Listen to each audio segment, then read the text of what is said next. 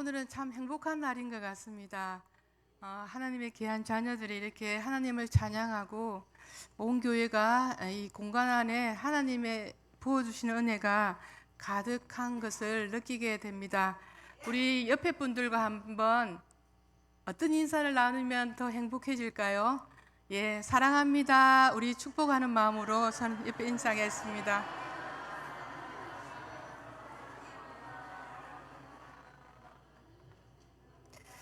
오늘 식사 맛있게 하셨지요? 네, 날씨가 덥다고 오늘 우리 식당에서 추어탕을 끓여 주셔가지고 모두가 잘 드셨는지 앞에서 뵈니까 얼굴이 환하십니다. 우리 식당에서 토요일 날 또 장 보시고 수고해 주신 모든 분들에게 감사의 인사를 우리 박수로 하답하겠습니다. 감사합니다. 인생이 길면 80이고 강건하면 90이라고 했는데 사람이 한평생 살아갈 때 우리가 겪어야 하고 겪는 일들이 많이 있습니다. 어느 누구나 인생이 평탄하다고 말하는 사람은 아무도 없습니다. 주어진 인생을 살아갈 때 힘겹지만 그래도 잘 살아가고 있습니다. 한 생명이 이 땅에 태어나서 이 지구 땅에 덩그러니 떨어진 것 같지만 그 생명이 살아갈 수 있도록 온 우주는 돕고 있는 것 같습니다.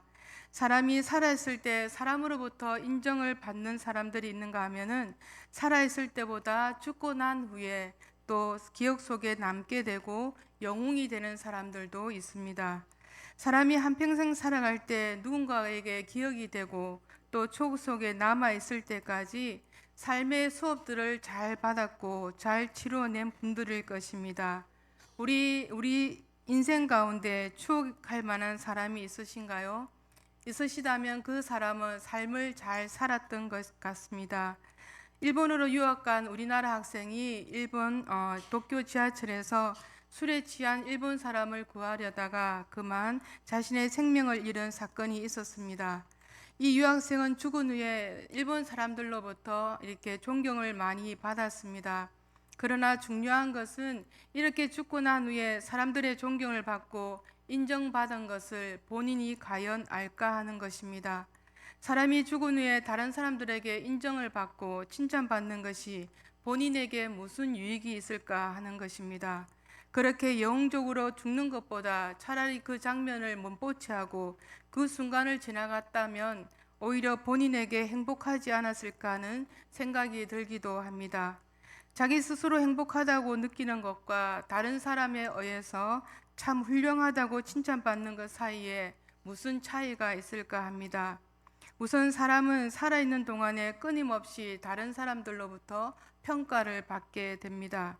이것은 마치 학생들이 학교에서 매주마다 시험을 쳐서 끊임없이 학력 평가를 받는 것과 아마 같을 것입니다.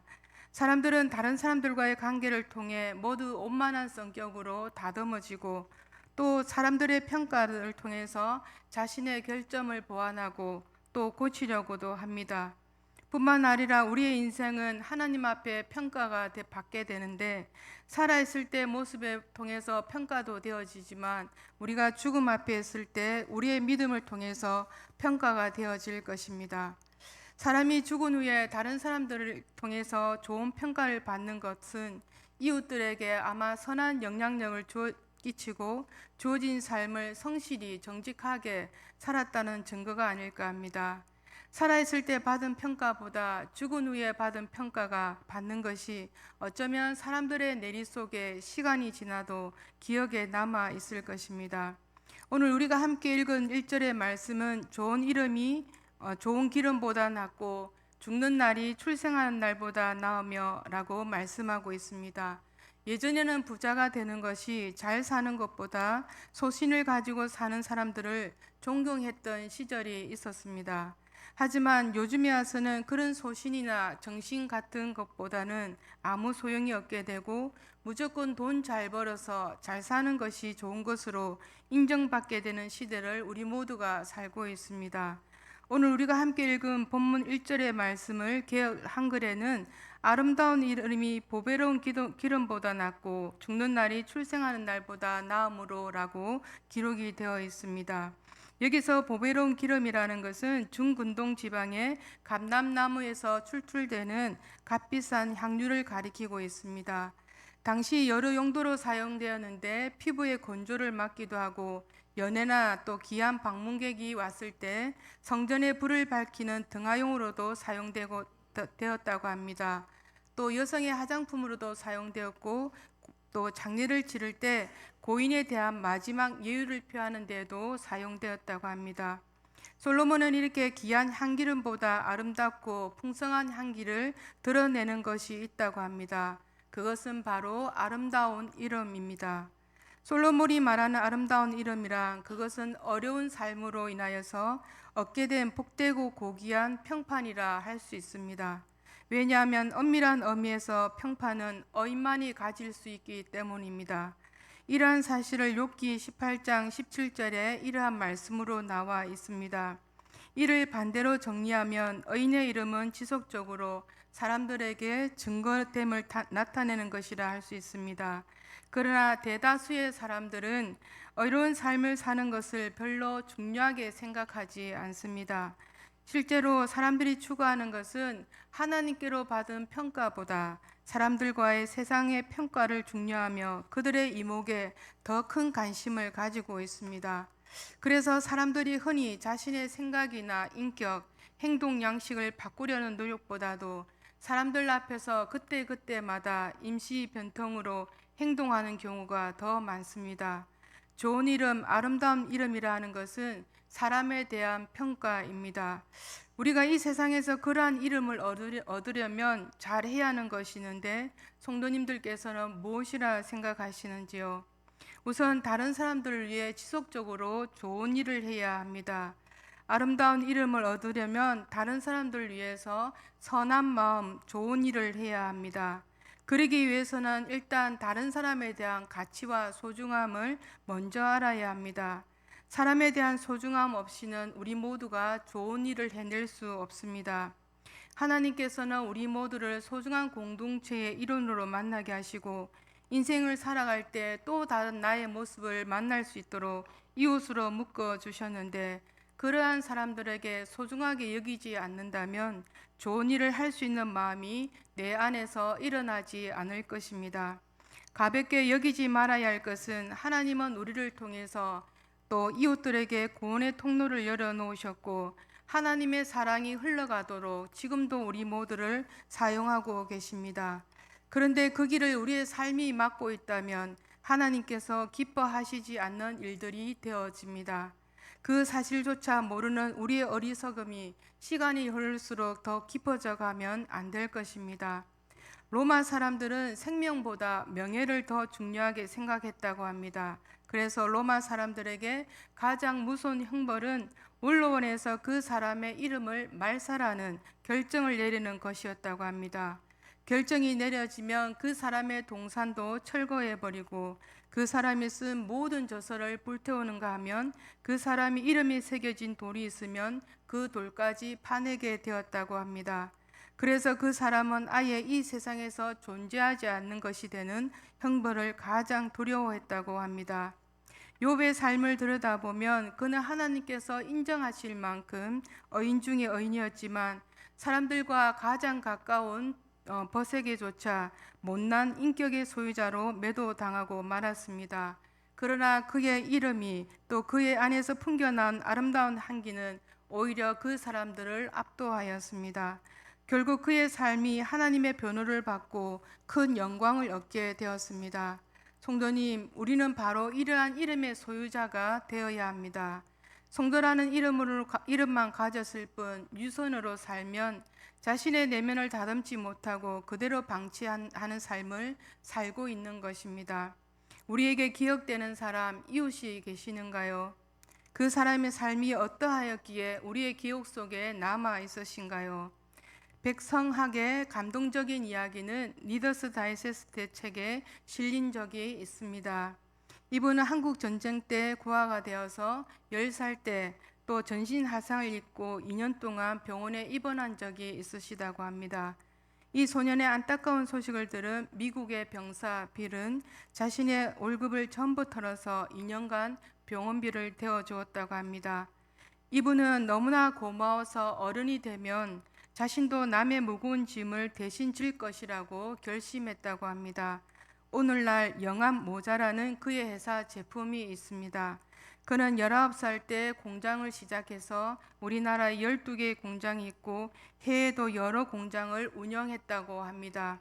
그는 강원도 홍천에 땅을 마련해서 양로원, 보육원, 또 교회, 병원 등을 지어 운영하고 어릴 적 받은 은혜를 자신의 결심대로 선행으로 실천하였다고 합니다. 우리 잠언 19장 17절 말씀을 우리 마음을 담아서 함께 읽어보겠습니다. 시작.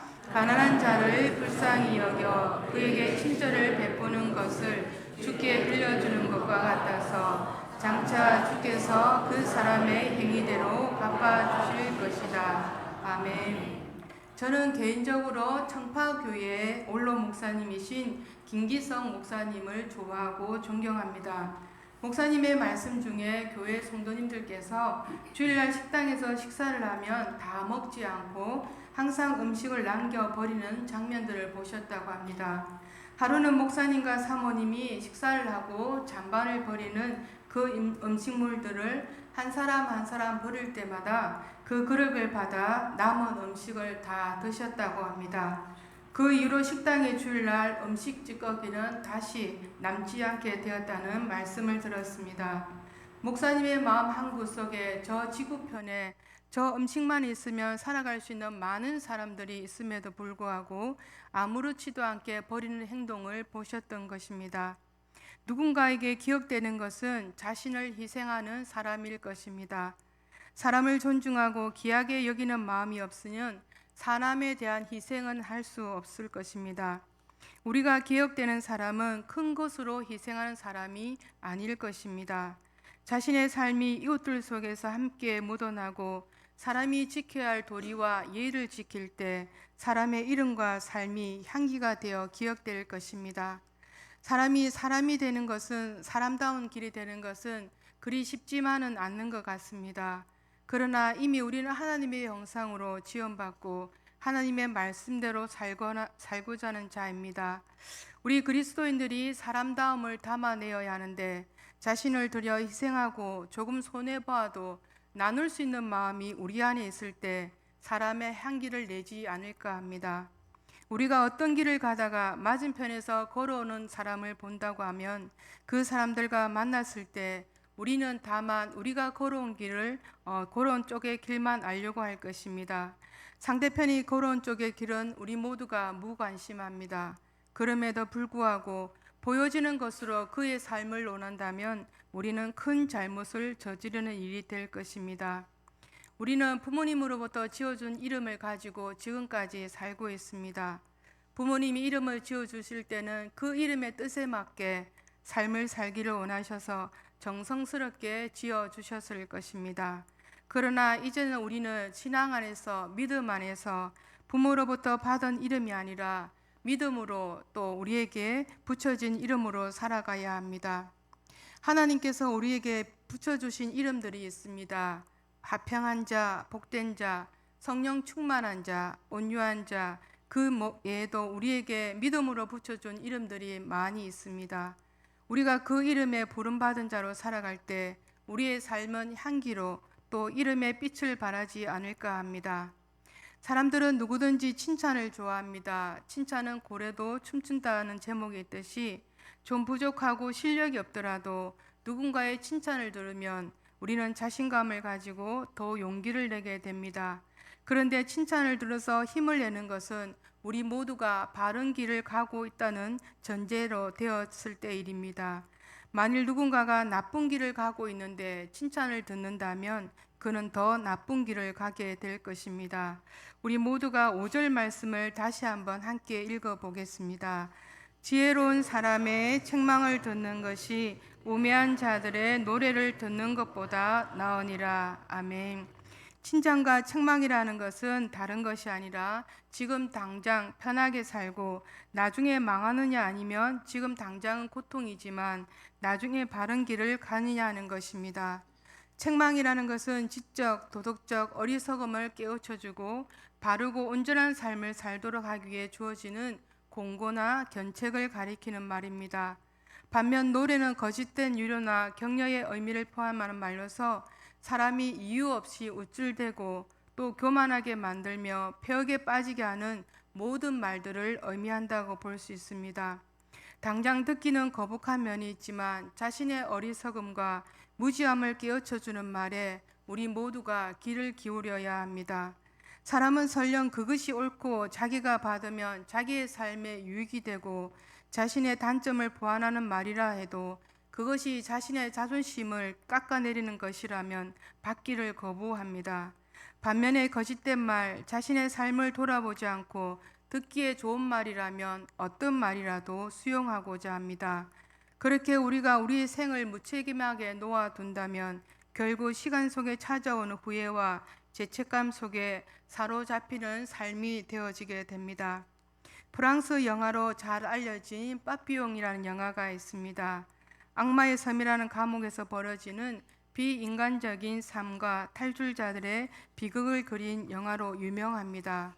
제수 빠삐용은 악몽에 시달리며 생을 송두리째 뒤집어 놓은 말을 되풀이해서 듣습니다.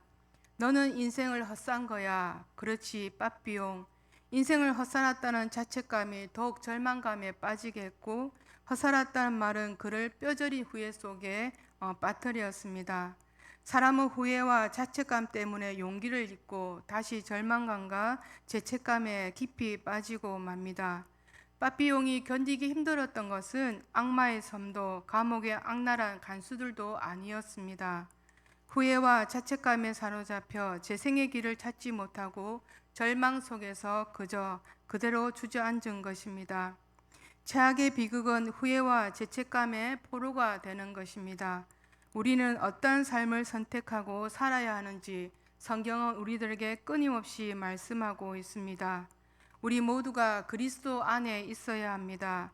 그리스도가 내 안에 계시고 내가 그리스도 안에 있으면 내가 나를 주장하는 것이 아니라 성령이 나를 살게 해 주십니다. 그러한 은혜가 우리 모두에게 있으시기를 기원드립니다. 우리 6절 말씀을 다시 한번 같이 읽어보겠습니다. 우매한 자들의 웃음소리는 손밑에서 가시나무가 타는 소리 같으니 이것도 헛되니라. 아멘. 우매자의 웃음소리는 어리석은 자의 칭찬을 말합니다. 그런 사람의 칭찬은 손밑에서 가시가 타는 것과 같다고 말하고 있습니다. 손밑에서 가시나무가 타는 소리는 요란한데 불이 금방 꺼져버려 밥이 되지 않는 것을 나타냅니다.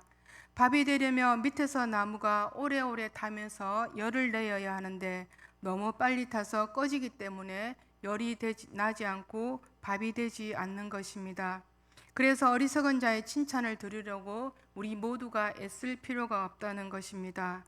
자신의 귀를 즐겁게 하는 말만 즐겨 듣고 귀에 거슬리고 마음에 내키지 않는다고 해서 유익되는 말, 복되고 가치 있는 말을 우리 모두가 멀리하고 싫어한다면 우리 모두가 그것은 어둠으로 향해 나가는 길이 됩니다. 귀 있는 자는 들을지어다 라고 주님을 말씀하시는데 귀가 있다고 해서 다 듣는 것이 아님을 보게 됩니다. 복된 삶, 더 나은 가치 있는 삶을 사는 자는 그렇게 살고자 마음을 쓰는 자는 상대의 말에 자기 귀를 즐겁게 하는 것보다 그것이 참으로 자기의 영혼과 또 거룩하게 하는 것인지에 관심을 두고 듣습니다. 다윗은 음행과 살인을 저지른 후에 나단 선지자로부터 제상을 직구했을 때 그 자리에서 이를 달게 받고 자복하기를 아무리 듣기 싫은 말이라도 심지어 자신의 치부를 드러내는 말이라도 그것이 잘못된 습성과 행동으로 이끌어내는 말이라면 그 말을 듣는 자가 복된 자일 것입니다. 우리의 귀는 어떤 소리에 열려 있으신지요? 로마서 10장 17절 말씀에는 이런 말씀이 있습니다.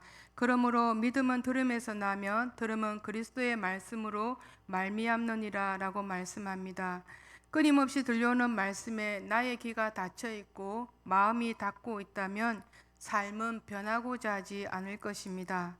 하나님은 귀를 열어 들려오는 하늘의 말씀을 우리에게 끊임없이 들으라고 말씀합니다.